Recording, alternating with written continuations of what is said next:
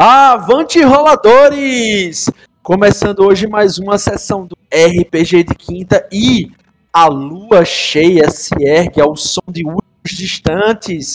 Começamos mais uma mesa de Pathfinder 2, uma volta ao nosso cenário usual, Darton, e dessa vez com novos personagens e antigos jogadores, dos quais eu vou começar agora chamando dentre eles o primeiro homem que não se segura para uivar, Evaldo.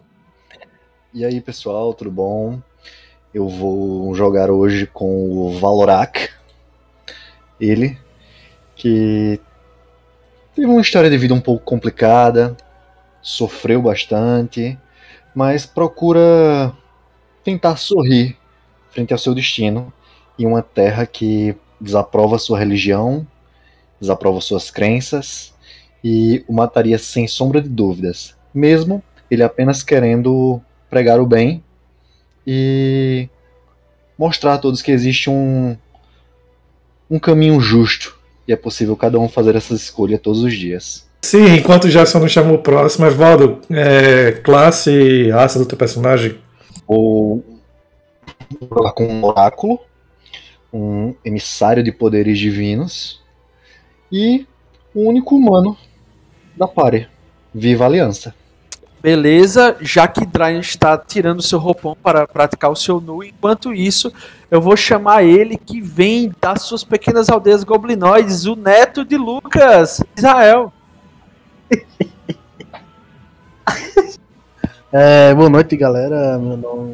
Vou jogar hoje com nessa mesa, né, com o personagem Togum, que é um Goblin paladino, certo? Ele que teve uma história de vida baseada em suas batalhas no exército, mas em um momento de sua vida ele percebeu que faltava algo e ele tinha que lutar por algo, e assim ele se tornou este arauto do imperialista, certo?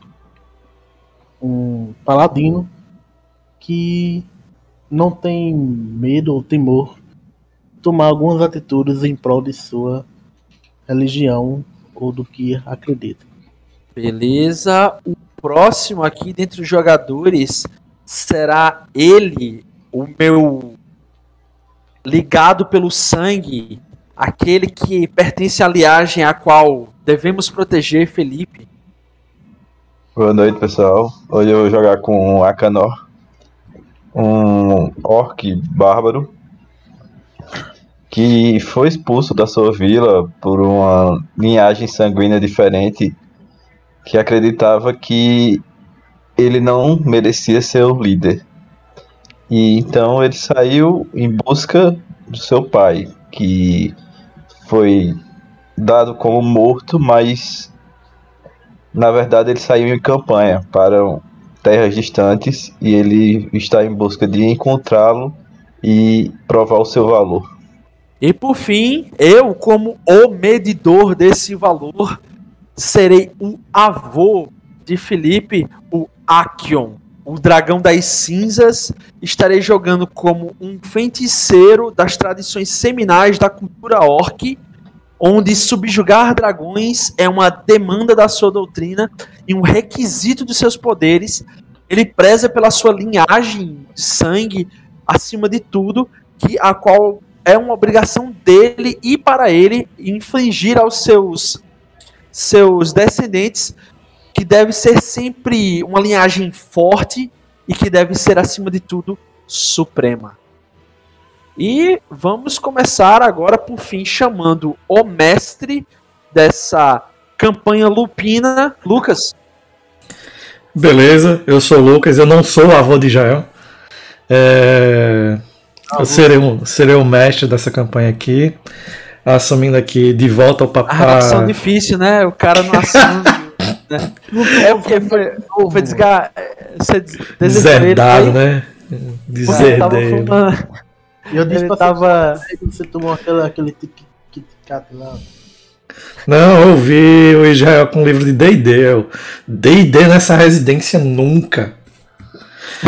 Não tem nada a ver com o artesanato que ele fazia com as. Jefferson, não, calma aí, não. Beleza, eu serei. Não tem nada a ver com aquela plataforma roxinha que vai transmitir um certo evento aí. Vixe, espero que isso não aconteça. Enfim, serei o mestre dessa campanha. Vamos voltar para Pathfinder. Será uma campanha no cenário da gente, então algumas peculiaridades. Essa vai ser mais uma série de campanhas que a gente já tá narrando nesse cenário. Eu acredito que é a primeira vez de alguns jogadores, exceto Jefferson e Felipe. E para isso eu vou fazer uma pequena narração antes, certo? O quinto jogador vai ser o Dryon. Ele vai jogar com o Gripply, que é um personagem e pistoleiro, que é uma espécie de homem-sapo ou sapo transmórfico. E é isso. Ao longo da mesa a gente vai vendo a parte mecânica, etc. Beleza? Antes da gente iniciar a campanha em si, a gente rodou algumas coisas aleatoriamente entre os jogadores e eu gostaria que, começando pelo Jefferson. Jefferson, fora a relação sanguínea que o teu personagem possui com o Felipe, tu tem a ligação com outro personagem da mesa. Além de tu ter um trinket, um item esquisito. Tu poderias falar, por favor? O meu trinket, ou seja, o meu item único e extremamente importante, a qual carrego comigo a todo momento, protegendo e zelando, é um pequeno frasco, lágrimas de donzelas virgens. Por alguma razão, talvez isso seja um componente arcano muito importante para um determinado ritual. E eu tenho uma relação de... Como é que eu posso ser? Hierarquicamente sensível com o personagem de Dryon, pois eu vejo ele como uma presa e não como um predador. Eu vejo ele como aquele que é caçado e não como o caçador em si. Como óbvios, né?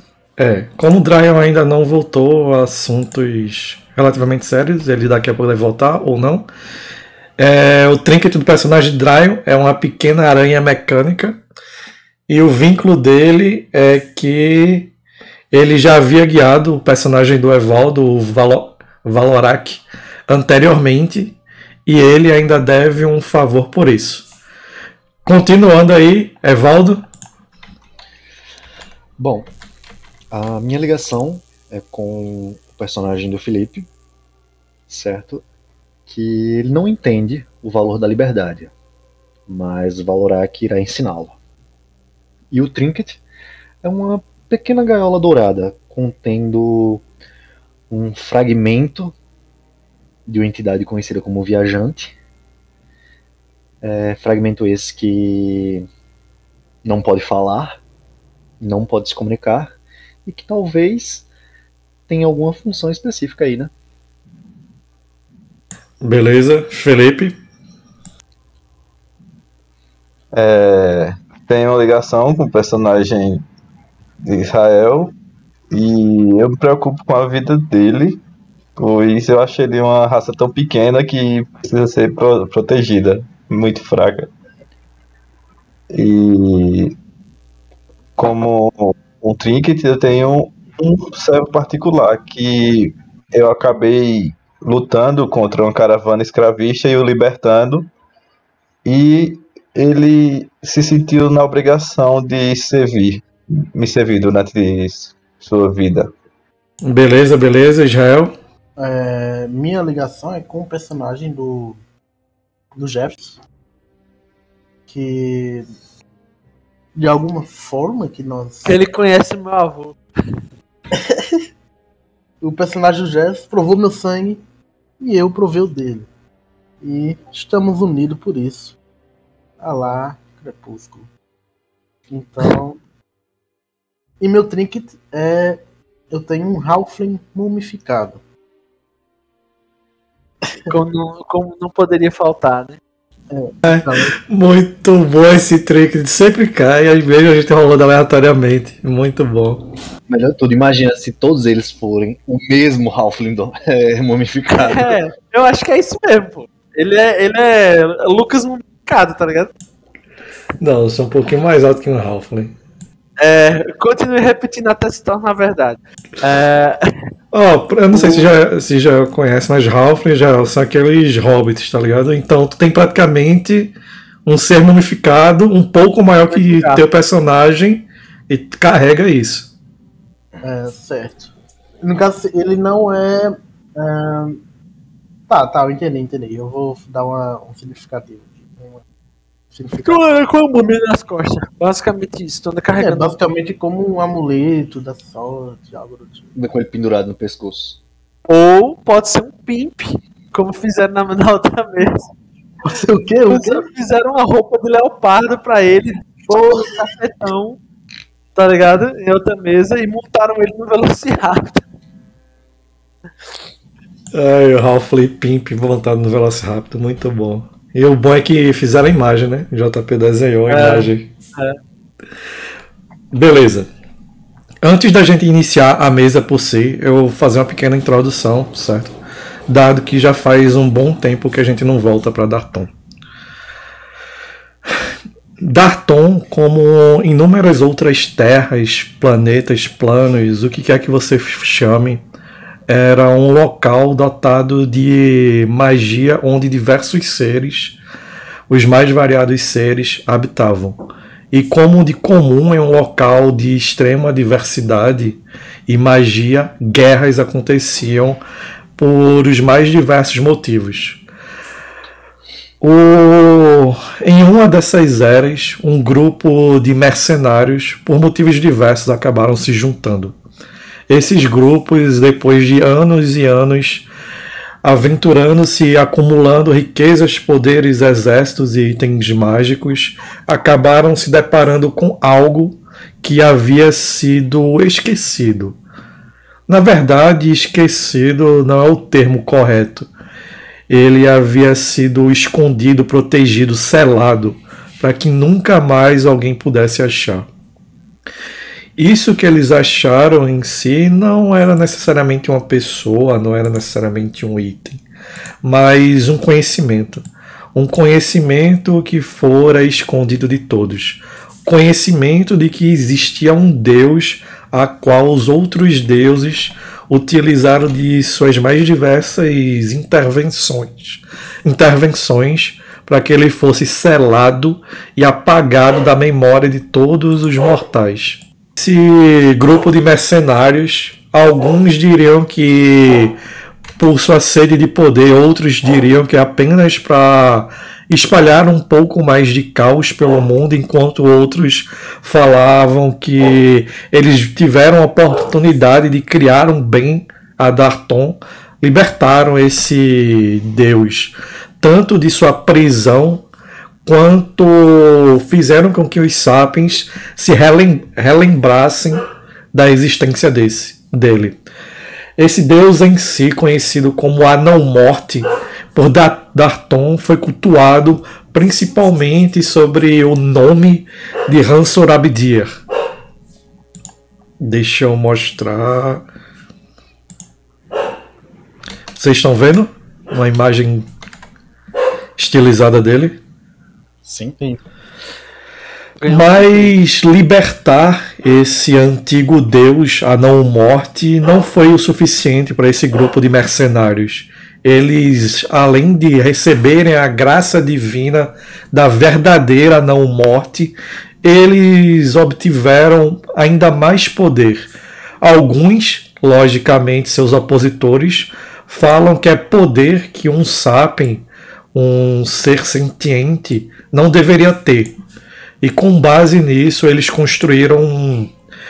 começaram a construção de seu império. Logo nos primeiros anos, eles perceberam: havia inúmeras religiões. As religiões separavam, separavam os sapiens, agrupavam cada sapien aqueles que seguiam as mais diversas religiões. Isso, para o seu império emergente, não era nem um pouco bom. Então, esse grupo simplesmente aboliu todas as religiões que não o culto à não-morte, ou que não ao culto de Hansor Abdia, e começou a caçar como hereges todos aqueles que veneravam as outras religiões. Após algumas décadas, ele, com sua forte ligação entre império e sua religião, a única religião que era permitida por Darton, esse grupo, que acabaram se tornando os líderes desse império, fizeram com que o império se expandisse cada vez mais. Tanto que o culto a Hansor Abdia, o culto à não-morte, veio a ser conhecido como o Deus único, ou o único Deus verdadeiro. Após décadas e décadas, toda Darton, ao menos a Darton conhecida, acabou caindo sobre a tutela desse grupo, que vem a ser conhecido como os Lâminas. Entretanto, a alma dos Sapiens, ela não nasceu para ser regida com um punho de ferro. Pelo menos não alguns Sapiens. Então, após algumas décadas de domínio total desses Lâminas com seu império sacrossanto e sua religião única, a único Deus, alguns focos de rebeldia começaram a se espalhar. O primeiro deles, ou o primeiro a ter sucesso em si, fora conhecido como simplesmente a Bainha. Essa bainha possuía nas suas fileiras alguns sapiens de destaque. Dentre eles, um elfo que tinha poderes druídicos, conhecido como Kenryu. O outro líder desse triunvirato, por assim dizer, era um meio-elfo com alguns poderes vindos de patronos um tanto quanto dúbios, conhecido como Wolfgang. Deixa eu compartilhar com vocês.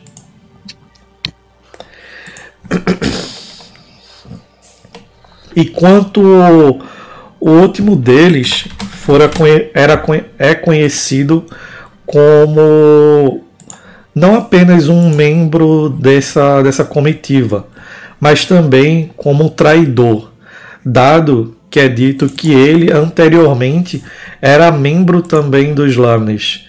Esse Sapien, um anão com poderes ígneos, ficara conhecido como simplesmente o Barkron, ou Barkron, o traidor. Entretanto, esse grupo de rebeldes, esse grupo de hereges, não foram o único. Alguns poucos anos após esse grupo, conhecido como a Bainha, ter alguns sucessos em suas demandas heréticas por rebeldia, outro grupo veio a se formar.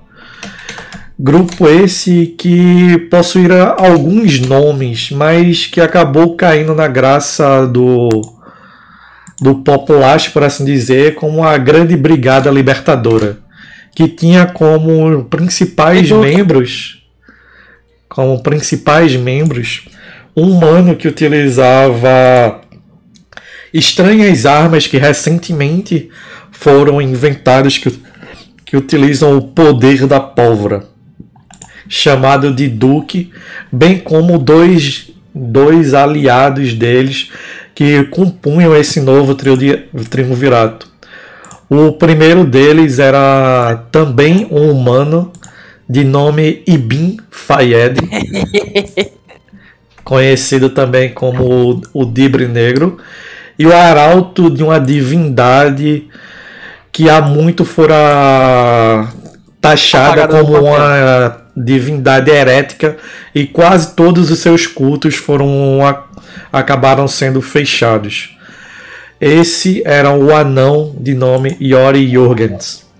Diferente da Bainha, por assim dizer, a Brigada Libertadora conseguiu há pouquíssimos anos uma grande vitória. um dos membros, não originais, mas um vassalo dos Lâminas veio a cair para essa brigada.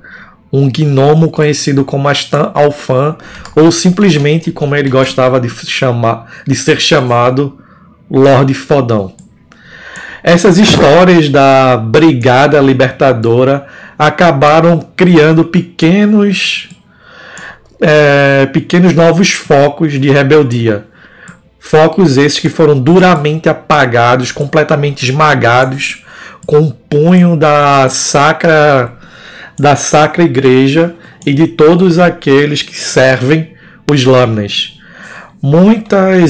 A Inquisição atualmente está ainda mais exigente, não mais exigente, mais incisiva pelas terras de Darton.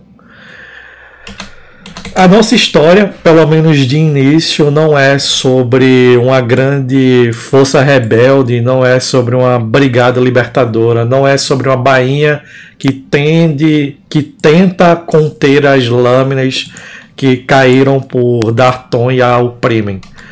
Nossa história começa um pouco mais simples, como inúmeras outras histórias.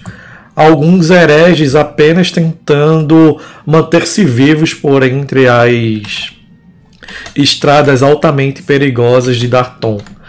Mais especificamente, hereges que tentam manter-se vivos em meio ao continente e estado conhecido como Oldtorf. Continente esse que é regido a punho de ferro pelos irmãos Blade. Bem, pessoal, é isso aí. Espero que tenham gostado. Se estão no YouTube Verde, estamos no YouTube. Se você está no YouTube, saiba que estamos no YouTube Verde, onde se escuta podcasts, e no YouTube Roxo, onde se faz live streams. É isso? E assiste o UFC. Exatamente. E é isso. Até mais e até uma próxima campanha.